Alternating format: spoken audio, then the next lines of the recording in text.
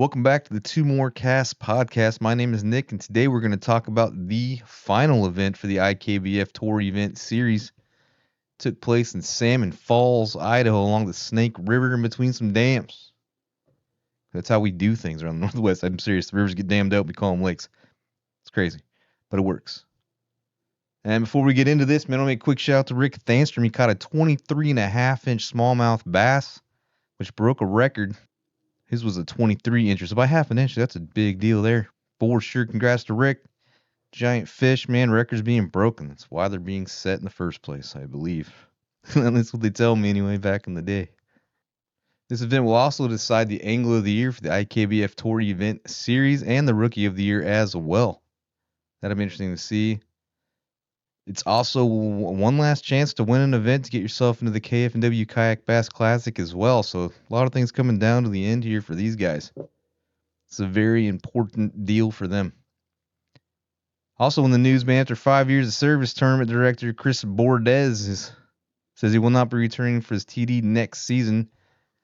Thank him for everything he's done. I know he's done a lot. All the guys appreciated him and had nothing but nice things to say about him for the people that I've interviewed from Idaho and that have fished with him and worked with him. Yeah, good luck, man, whatever you're doing next. For sure. He says he'll be around, so he'll probably still fish. Be fun. Fun to see. I also already posted the interview for this event. It's with Skylar Talbot. He won the event. It was a good discussion, so I decided just to post all of it instead of just the 4 or 5 questions. It was a good deal, though. Lots of information. If you're a big swim bait guy, he knows a lot.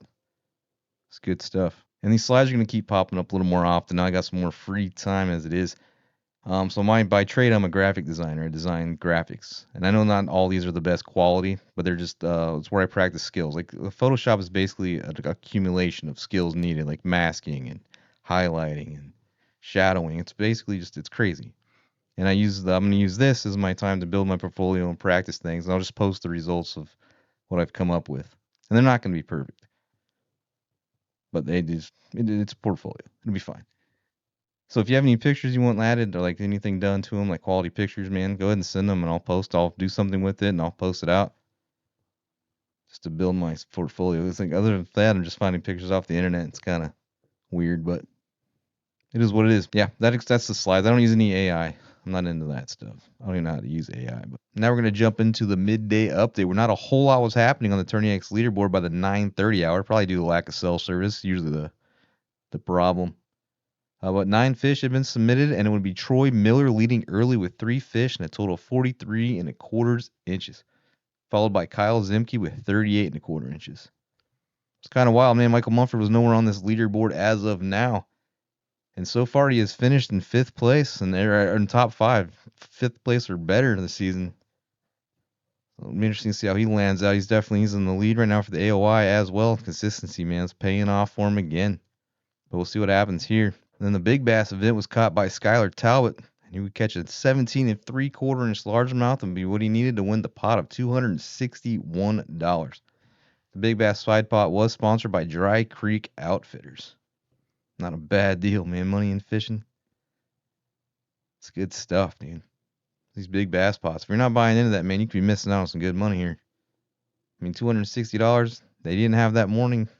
It's good stuff. $260 these days. I could buy you like a pound of hamburger or something.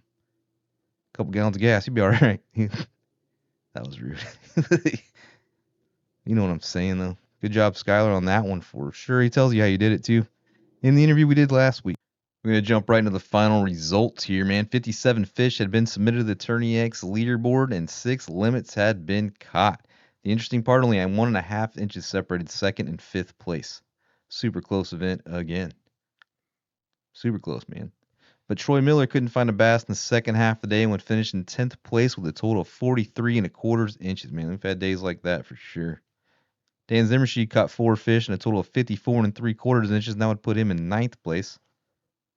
Jack Eames would finish the day in 8th place, his best finish of the 2024 season, in fact, and he had a total of 54 3/4 inches. Butch Delaney caught 4 fish with a total of 58 1/4 inches, and that would be enough for the 7th place finish for him. Not a bad deal at all, man. And Dean Hills caught a 5 fish limit and a total of 66 inches. and that would put him in 6th place for the Salmon Falls event. It would also be enough to seal the Rookie of the Year for the 2024 IKBF Tour Series, man. Congrats to Dean on those achievements for sure. That is not easy to do. Not easy to do at all. And he met Dan Zimmershed down at the river, or down at the boat launch. I don't know if it was river or not.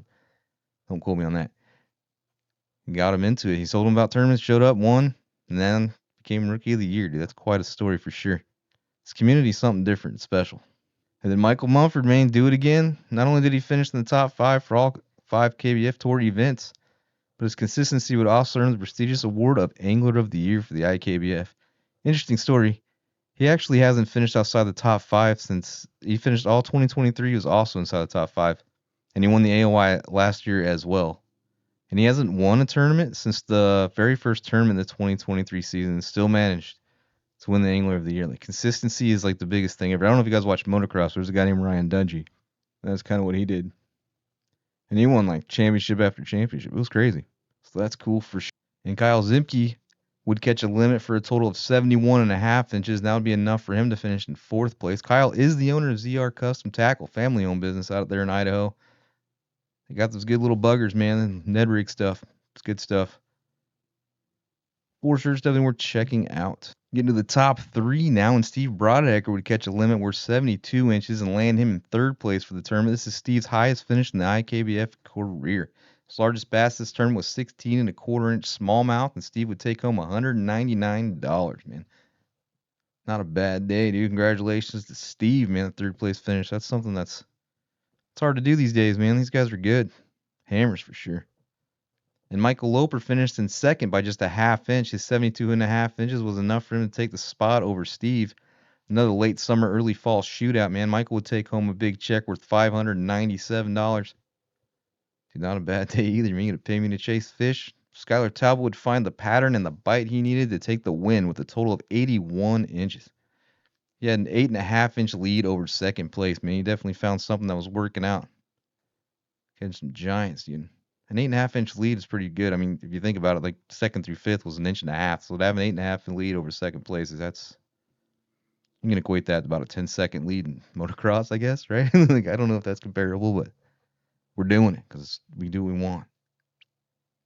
And Skylar would take home a check of $1,193, which is $1,193 for the Common Core Impaired, and secure his spot in the KFNW Kayak Bass Classic on the Dworshak Reservoir, which takes place October 12th and 13th at 2-dare. Congrats to Skylar and his performance, man. That was good stuff there for sure. And we did do that interview already. It's already been posted. I posted it on Friday. 20-minute conversation turned into an hour, dude. It was great. Great stuff. Smart guy. He's got to figure it out. He's going to be one to watch in Dworshak for sure. As will a lot of them. That's it. That's the end of the regular season, man. But the show will go on. We'll have to do some stuff. Take care of some things. We talk about some topics. I'm not going to touch front-facing sonar. It's just not my place, man. I don't care what you got in your boat. It's not my business. Just like it's none of your business when I got a robot bird dog out in the middle of the field hunting pheasants. It's not your business, man. Because if they come out, I'm buying it. Because it's way easier than the real thing. These real things are a pain, dude. I mean, I won't get rid of my dog. I won't even trade my dog for a robot bird dog, but I'll add it to the collection. You know what I'm saying? Like, bird dogs are crazy, dude. This dog the other week jumped in midair, grabbed a squirrel, dude. Body shook the crap out of it all in one jump. Snapped its neck, head went flying off, dude. And all this happened in the middle of a children's birthday party, like a 6-year-old's birthday party. It was a mess. It was wild, dude. So those things I don't want to deal with. So I don't know. Front-facing sonar, do what you got to do. Is it cheating? Probably not. I don't know how to use it. Do you know how to do anybody know how to use it? Who knows, dude? Who knows, man? Everything in technology seems more advanced than I am capable of. But yeah, that's going to do that, dude. But yeah, we'll come up with other things, talk about topics. We'll do those things. But that's going to be it for this one, man. What a good season, though, for the IKBF guys, man. That was awesome. That was really fun to watch.